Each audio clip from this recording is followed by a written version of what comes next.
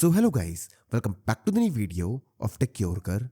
In this video, I will guide you with how you can turn off keyboard typing sound on Samsung phone. So first, let's open Message app.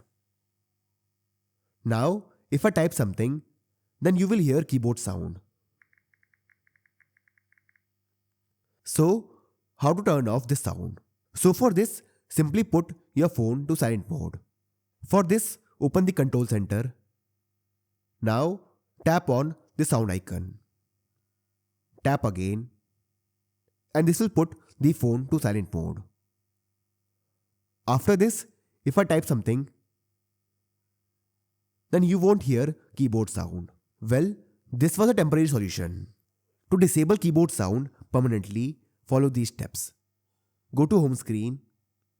Now, open app drawer, and then open Settings app. Here scroll down, tap on General Management. Now here tap on Samsung Keyboard Settings. Scroll down and now tap on Swipe, Touch and Feedback. After this, tap on Touch Feedback and now disable this toggle next to Sound. After this, go back to home screen and now open the Message app. Now let's type something. And you won't hear the keyboard sound now. So this is how you can turn off keyboard typing sound on Samsung phone.